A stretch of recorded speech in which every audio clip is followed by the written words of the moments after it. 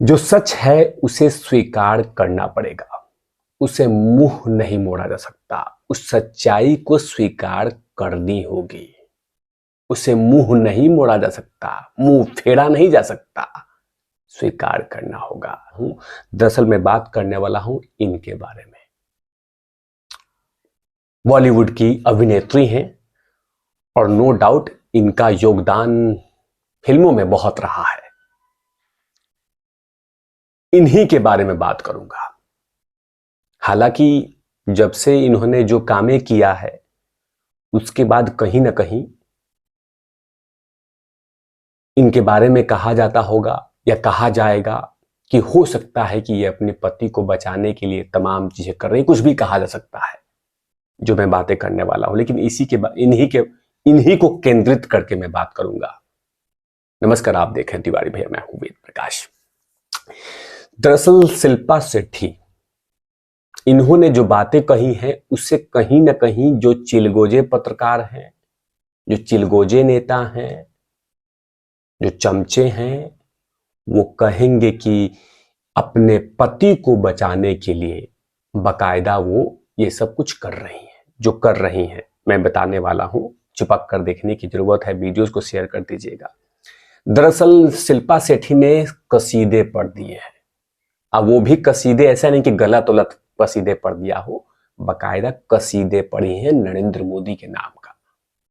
अब वो भी उनके अचीवमेंट को लेकर, उनके कार्यशैली को लेकर, उनके काम करने के तरीके को लेकर कसीदे पढ़ा है। जाहिर सी बात है कि शिल्पा शेट्टी को ये स्टेटमेंट देंगी या अपने सोशल मीडिया पे लिखेंगी तो कहीं ना कहीं वो तमाम जलने वाले जो हैं वो कहेंगे कि पति को बचा रही हैं, बीजेपी में आना चाहती हैं, उनको किसानों के बारे में कुछ नहीं बोलती हैं, इन मुद्दों पे नहीं बोलती, सके तमाम बातें कही जाएगी, उनको सोशल मीडिया पर को मिलेगा। लेकिन जो बातें कही है वो बेहद चौंकाने वाला है। इसीलिए मैंने शुरुआत में कहा कि जो सच है उसे स्वीकार करना होगा। दरअसल शिल्पा शेट्टी ने अपने सोशल मीडिया पे नरेंद्र मोदी के लिए क्या लिखा, ये सुनिए, उसके बाद आगे विश्लेषण करूंगा। दरअसल शिल्पा शेट्टी ने बकायदा नरेंद्र मोदी को पत्र लिखा है और उस पत्र में लिखा है कि आदरणीय मोदी जी, कुछ लोग इतिहास पढ़ते हैं और कुछ लोग इतिहास से सीखते हैं, लेकिन आप जैसे लोग इतिहास बदलते हैं। बताइए, ऐसे बात लिख दी, अब इसे जलन नहीं होगा उन तमाम लोग को जो नरेंद्र मोदी के विरोधी हैं कि बताइए शिल्पा शेट्टी क्या क्या लिख रही है इतिहास के बारे में। आगे कहती है, लेकिन आप जैसे लोग इतिहास बदलते हैं। आपने राम जन्मभूमि के लिए 500 वर्षों के इतिहास को बदल कर रख दिया। लीजिए, शिल्पा शेट्टी ने तो पूरा जख्म दे दिया,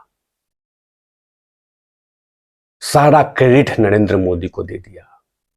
हालांकि कांग्रेस कहती है कि क्रेडिट जो है वो नरेंद्र मोदी को नहीं दिया जाना चाहिए, वो सुप्रीम कोर्ट को दिया जाना चाहिए। लेकिन इन्होंने तो मतलब गलत ही कर दिया कांग्रेस के अकॉर्डिंग, विपक्ष के अकॉर्डिंग। आपको हृदय से धन्यवाद। लीजिए एक और जख्म। इस शुभ कार्य के साथ प्रभु श्री राम के नाम के साथ हमेशा हमेशा के लिए आपका नाम जुड़ गया। नमो राम जय श्री राम। लीजिए, नमो राम जय श्री राम। नमो राम जय श्री राम मतलब क्या? लगता है कि चुनाव लड़ने का प्लान कर लिया है क्या? क्योंकि इस तरह का कॉन्सेप्ट आप जाके इनके सोशल मीडिया पर जाके देखेंगे तो मिलेगा कि आपने पत्र कैसे लिख दिया नरेंद्र मोदी को। जो सच है उसे स्वीकार करना पड़ेगा, और इसीलिए मैं शुरुआती दौर में कहा था कि जो सत्य है उसे स्वीकार करना पड़ेगा, उसे मुंह नहीं मोड़ सकते, उसे मुंह नहीं फेरा जा सकता। जो फिलहाल नरेंद्र मोदी के शासन में जो कार्य हो रहे हैं उसे आप मुंह नहीं मोड़ा सकते। अभी लेटेस्ट की बात करें कतर में फंसे पूर्व सेनाधिकारियों को जिस तरीके से उनको स्वदेश लाया गया, किसी ने सोचा तक नहीं था। हालांकि कांग्रेस और विपक्ष लगातार इस चीज को भुना रही थी कि नरेंद्र मोदी को इस मुद्दे पे घेरेंगे, चुनाव में बातें करेंगे, इसको हरवाएंगे, कहेंगे कि सेना के खिलाफत काम करता है, सेना से प्रेम नहीं है, सेना कर्मियों से प्रेम नहीं है, इस तरह की तमाम चीजें भुनाएंगे। लेकिन नरेंद्र मोदी ने अंदर ही अंदर, अंधेर अंदर, अंदर ही अंदर, बिना ढोल नगाड़ों के, बिना चीख चिल्लाहट से, बिना शोर शराबे से उन तमाम पूर्व सैनिकों को स्वदेश लेके आ गए।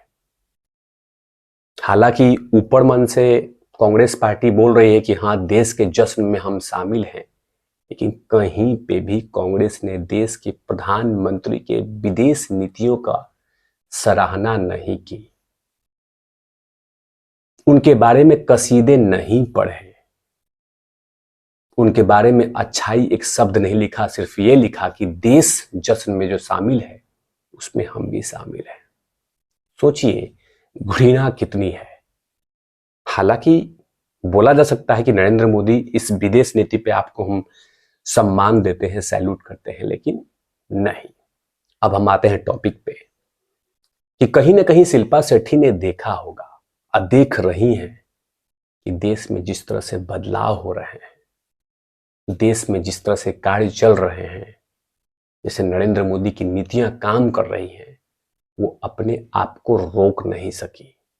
तभी तो देश के प्रधानमंत्री नरेंद्र मोदी को लेकर इतनी बड़ी बात कह दी कि दिल की गहराई से आपको धन्यवाद, दिल की गहराई से आपको बहुत बहुत